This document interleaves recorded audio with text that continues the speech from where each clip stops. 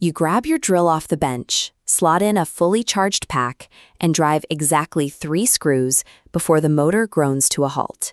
It's easy to blame the manufacturer or assume the pack just got old, but in most cases, that early death isn't natural, it's an accidental murder. We are looking specifically at modern cordless tool batteries. Whether you use a sleek lithium-ion pack or an older style unit like the one attached to this drill, the hardware clipped to the base of your tool is where the failure happens. There are 3 specific habits sending these packs to an early grave: letting internal temperatures spike too high, abandoning tools in freezing garages, and squeezing the trigger until empty. If you want to stop spending $70 to $150 on replacement packs, you have to look at how a standard Saturday afternoon project damages the battery from the inside out. Inside that rugged plastic casing is a highly sensitive chemical architecture. Respecting how those chemicals react under stress is the only way to keep your tools running and avoid catastrophic equipment failure.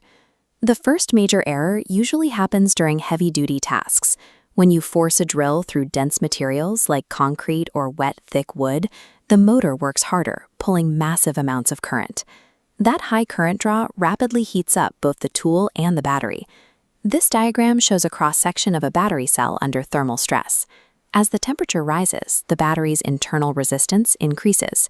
Internal resistance is the natural opposition to the flow of current within the battery itself, which converts a portion of your electrical energy into wasted heat. Higher resistance means the battery has to work even harder to deliver power, creating a feedback loop that generates even more heat. The natural instinct after a tough job is to immediately swap the hot, depleted battery for a fresh one and slam that hot pack directly onto a charging base.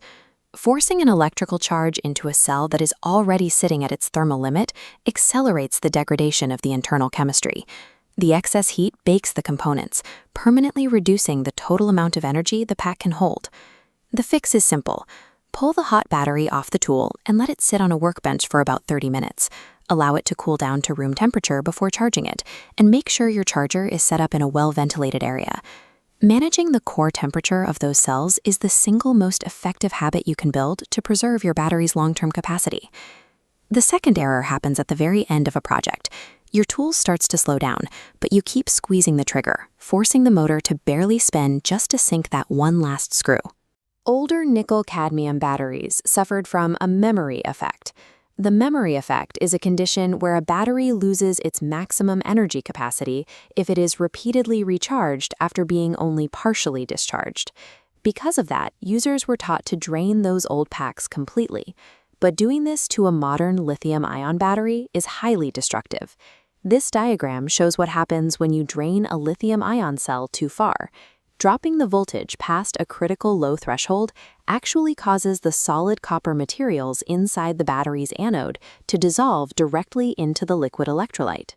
The anode is the negative electrode of the battery that releases electrons to power your tool. Once that copper dissolves, the battery permanently loses a portion of its storage capacity. Worse, that floating metal sets a hidden, highly volatile trap for your future charging cycles. Treat your modern batteries like a gas tank. Instead of running them dry, swap the pack out and put it on the charger the moment you feel a noticeable drop in power, usually around 20% capacity. Squeezing out every last drop of power actively destroys the physical architecture of the battery, sacrificing years of reliability just to save 30 seconds on a job. The third common mistake happens when the tools aren't even running. It comes from storing batteries in freezing, uninsulated garages or sheds straight through the winter months. Prolonged exposure to freezing temperatures severely slows down the chemical reactions required to hold and deliver a charge. The cold also makes the outer plastic casing brittle, increasing the risk of cracks if the pack is dropped. As the temperature fluctuates from freezing nights to warmer days, condensation builds up inside the case. That trapped moisture slowly rusts the exterior metal contacts. The solution is to bring your batteries indoors, store them at room temperature, and occasionally wipe down the metal terminals with a clean, dry cloth so the battery's computer can maintain a solid electrical connection with the tool. Leaving a battery exposed to harsh environmental conditions during its downtime degrades its lifespan just as effectively as abusing it on the job site. Eventually, you might place an old, completely depleted battery on a smart charger, only to see a flashing red light. This is the fault code indicating the charger is refusing to supply power. If you look online, you will find forums filled with advice telling you to jumpstart these dead packs by wiring them to a fully charged battery to force them to accept a current. This diagram illustrates exactly why that is a terrible idea. Remember the copper that dissolved into the electrolyte when the battery was drained to zero? Forcing a sudden electrical charge into that compromised cell causes that dissolved copper to rapidly solidify into sharp microscopic metal spikes called dendrites. Dendrites are rigid tree-like crystal structures that grow across the liquid inside the battery until they puncture the thin safety membrane separating the positive and negative sides of the cell, instantly creating an internal short circuit. That internal short circuit leads directly to thermal runaway. Thermal runaway is a critical failure where an internal temperature increase triggers a self-sustaining chain reaction, causing the battery to overheat uncontrollably. It creates a violent chemical fire that generates its own oxygen, making it incredibly difficult to extinguish. When your smart charger flashes that red fault code, it is not experiencing a software glitch. It is executing a deliberate, permanent safety lockout designed to prevent a potential explosion on your workbench. Taking care of these packs comes down to 3 basic rules. Keep them cool after heavy use, swap them before they hit zero, and store them indoors during winter.